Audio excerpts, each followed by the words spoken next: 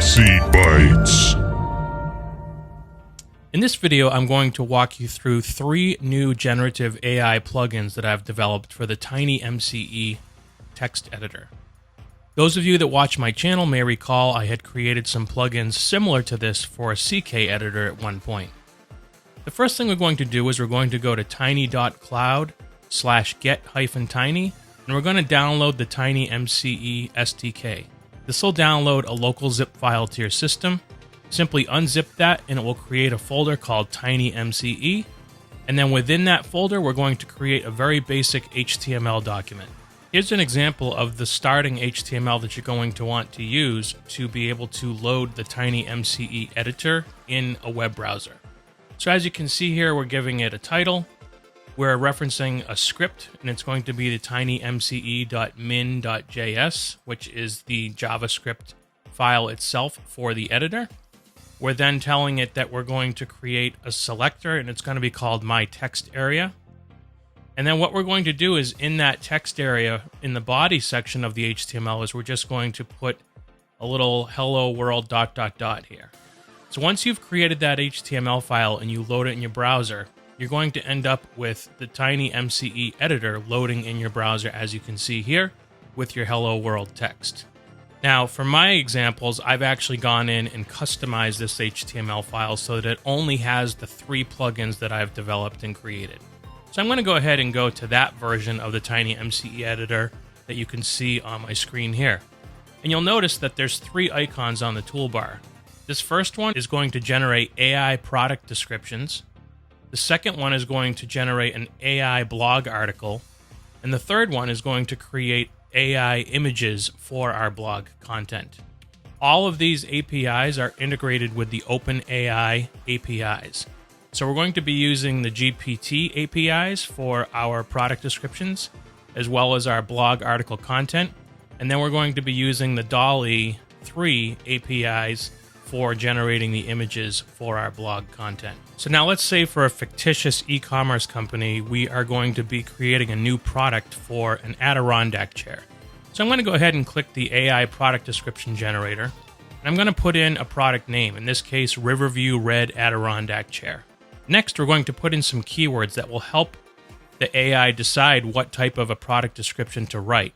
So for example, I've created these sample keywords: waterfall front, contoured seat, UV resistant, polyethylene construction, etc. And then we'll go ahead and we have buttons down at the bottom here: generate, insert, regenerate, or close. So we're going to go ahead and click generate. And you'll see fairly quickly we get back a long description from ChatGPT. And like I said, we can either choose to insert this into our text editor, or we can choose to regenerate it. In this case, I'll just click insert, and you'll see that it's now inserted the long description text. Introducing the Riverview Red Adirondack chair, the perfect addition to your outdoor oasis. With its stunning waterfall front design and contoured seat, this chair offers both comfort and style. Crafted from high-density polyethylene construction, this chair is built to withstand the elements. It is UV resistant, ensuring it will maintain its vibrant red color even under the sunniest conditions. Designed with durability in mind, this chair is marine grade, making it ideal for use in coastal areas. Assembly is required, but with easy to follow instructions, you'll have your chair ready to use in no time. Bring a touch of elegance and relaxation to your outdoor space with the Riverview Red Adirondack chair. Order yours today and start enjoying endless hours of comfort and style. So as you can see, within seconds, I was able to generate a long description for my new product without having to sit and think about what I wanted to write from scratch. Okay, so for now, I'm going to go ahead and just delete this text, and we're going to actually check out the AI blog article generator. So we can see here the first prompt it's going to ask us is, write me a blog about what? So I'm just going to say our new Riverview Red Adirondack chair. I'm going to click generate. Now this particular plugin I've coded to return in HTML format so that it has styling. So as you can see, it's returned the HTML here. And you can see that we have a title, we have some CSS being put in line here. We have an introduction headline, and we have an entire blog article here. Now, let's say I don't like this particular one. I can choose to regenerate it. And you can see it's regenerated a new blog article. So what we can do is we can go ahead and just click Insert, and you'll now see that we have actual styled headers, as well as the text underneath each of those headers.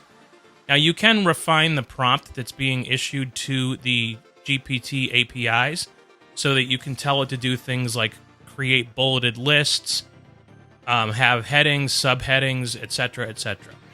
But what we want to do now is we have our blog article, but one of the things that I don't have is a good image to go at the beginning of our blog article. So the next thing we're going to do is check out the AI image generator plugin, and we're going to create an image for our blog article. So what I'm going to do is I'm going to just put the cursor right underneath my main header here, but before the actual content starts. And I'm going to click the image icon on the toolbar for the AI image generator. And it's going to say, provide a detailed prompt to generate the image with. So I'm going to put in a prompt of a close-up picture of a red Adirondack chair overlooking a serene lake with a beautiful blue sky with puffy white clouds and green grass. And I'm going to click Generate and Insert. And within seconds, boom, just like that, we have a high-quality picture of a red Adirondack chair on nice green grass overlooking a serene lake with blue skies and white puffy clouds. So as you can see, these three plugins super streamline processes for business users when it comes to managing product data as well as content for those products, including blogs and images. So now what I'm going to do is provide a quick deep dive into the code that I created for these three plugins. Basically, each of the plugins need to have a folder within the plugins folder of the TinyMCE root directory. So in this case, I have plugins. And then for the first one, I just created a folder called GPT. And then I created a file called plugin.min.js. Now I realize this is not actually minified JavaScript, but you can minify it if you want. I just have it expanded to showcase it here. So at the beginning, what you'll see is we're actually creating some styling that we're going to have apply to the dialog box that pops up when we click on the button on the toolbar. But the very first thing that we're really doing here is we're defining our plugin itself for the editor. And one of the things that you need for your plugin to be able to be launched is an icon. So what we're doing is we're telling it to add an icon, and then we're defining the icon that we want to use. Now, in this case, I'm using SVG files to produce the icons that are on the toolbar.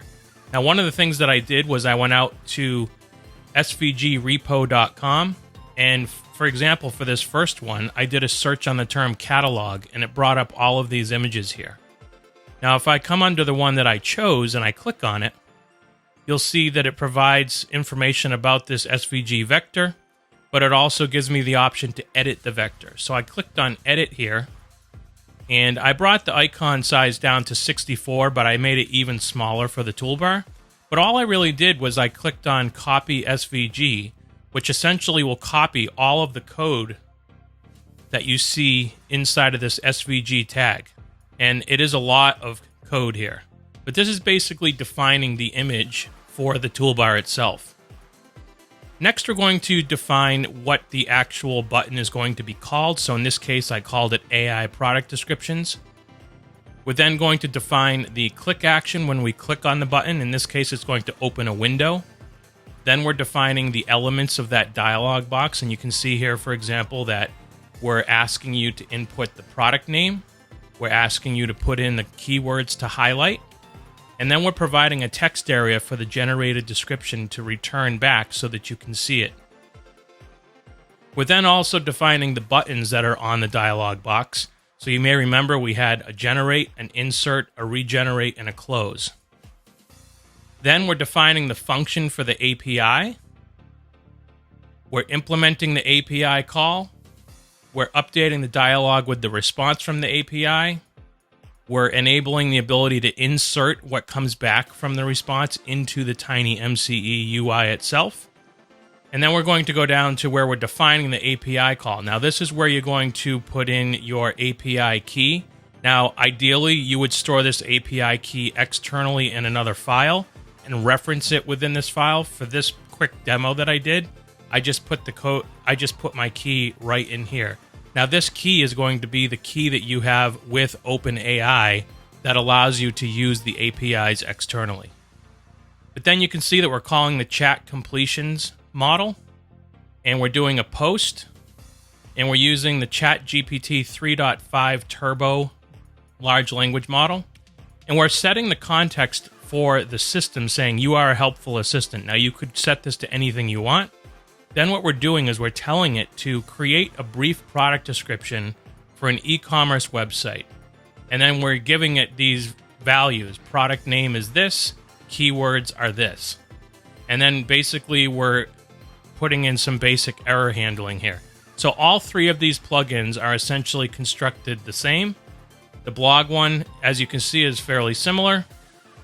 This is the icon that I'm using, but you can see it's got all the same type of sections that the product description plugin had, and then also the image generation. It's the same type of structure for that particular plugin as well. All that we're really changing here is what API you're using and how to parse the data that comes back from that API. And then just finally, the way that I got this to actually load in my browser with just those three buttons, as you saw earlier, is in my HTML file. I came in and I actually pointed to the actual JavaScript files for each of my three plugins. So I have my GPT, my blog, and my image generation. And then underneath the TinyMCE init function, I've basically said, these are the plugins that I want to load. And you're basically giving them the name of the plugins that you created. So, for example, GPT, blog, and image gen. And then toolbar, you want to display GPT, blog, and image gen. Now, these values are coming from the code, where in the code, I'm coming in and saying, this plugin is going to be called GPT. The icon is going to be called GPT. The button is GPT. So that's where it's referencing these values from. And essentially, they're being pointed to the actual plugins folder where those JavaScript files exist. So as you can see, this streamlines processes for catalog managers as well as marketers and merchandisers on e-commerce platforms. If you found this content useful, please click like and subscribe, and I'll continue making content like this. Thank you and have a great day.